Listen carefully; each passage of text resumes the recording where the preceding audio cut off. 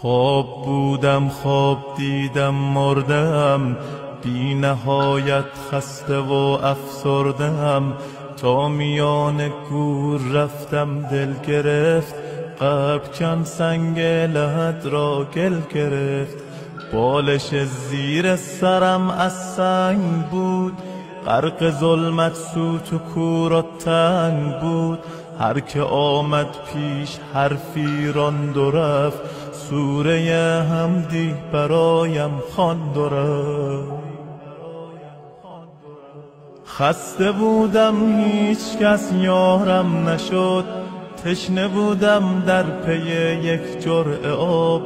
آمدن از راه نزدم دو ملک، تیره شد در پیش چشمانم فلک. یک ملک گفتا بگو دین تو چیست، دیگری فریاد زد رب تو کیست. گرچه پرسش ها به ظاهر ساده بود، لرزه بر اندام من افتاده بود. چهره ام از شرم می شد سرخ و زرد، بار دیگر بر سرم فریاد کرد. در میان عمر خود کن جستجو، کارهای نیک و زشتت را بگو. هرچه می کردم به اعمالم نگاه، بر زبان آوردنش دشوار بود. چاره ای جز لب فرو بستن نبود، گرز آتش بر سرم آمد فرو. چون ملائک ناامید از من شدن، حرف آخر را چنین با من زدن. عمر خود را ای جوان کردی تباه، نامه اعمال تو باشد سیاه.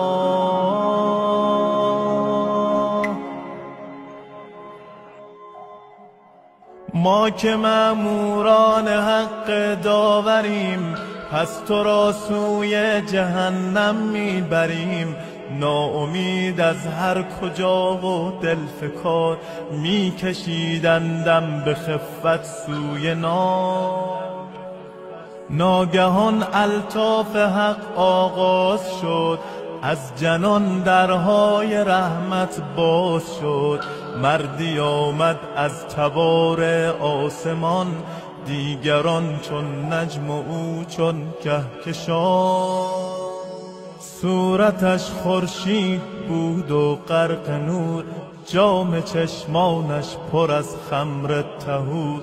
چشمهایش زندگانی می سرود، درد را از قلب انسان می زدود. بر سر خود شال سبزی بسته بود، بر دلم مهرش عجب بنشسته بود. کی به زیبایی او گل می رسید، پیش او یوسف خجالت می کشید. دو ملک سر را به زیر انداختن، بال خود را فرش راهش ساختن.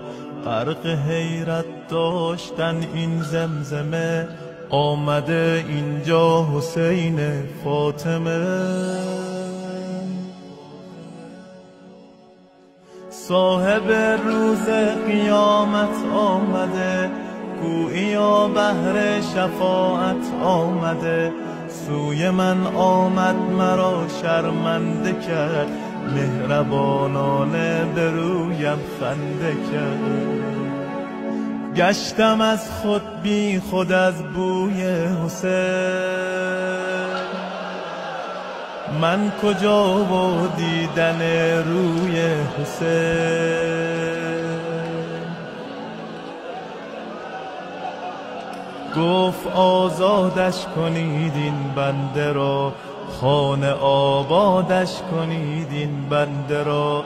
این که اینجا این چنین تنها شده، کام او با تربت من وا شده. مادرش او را به عشقم زاده است، گریه کرده بعد شیرش داده است. خویش را در سوز عشقم آب کرد، عکس من را بر دل خود قاب کرد. بارها بر من محبت کرده است، سینه‌اش را وقف هیئت کرده است. سینه چاک آل زهرا بوده است، چای ریز مجلس ما بوده است. اسم من راز و نیازش بوده است، تربتم مهر نمازش بوده است. پرچم من را به دوشش می کشید، پا برهنه در عزایم می دوید. بهر عباسم به تن کرده کفن، روز تاسوعا شده سقای من. اقتدا بر خواهرم زینب نمود، گاه می شد صورتش بهرم کبود. تا به دنیا بود از من دم زده، او غذای روزه‌ام را هم زده. قلب او از حب ما لبریز بود، پیش چشمش غیر ما ناچیز بود. با ادب در مجلس ما می نشست، قلب او با روزه ما می شکست. حرمت ما را به دنیا پاس داشت، ارتباطی تنگ با عباس داشت. اشک او با نام من می شد روان، گریه در روزه نمی دادش امان. بارها لعن امیه کرده است، خویش را نذر رقیه کرده است.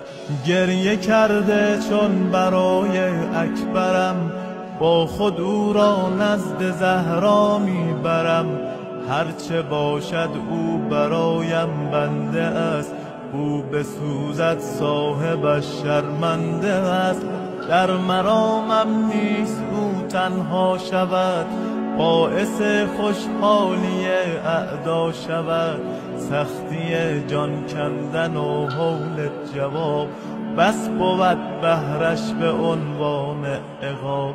در قیامت عطر و بویش می دهم، پیش مردم آبرویش می دهم.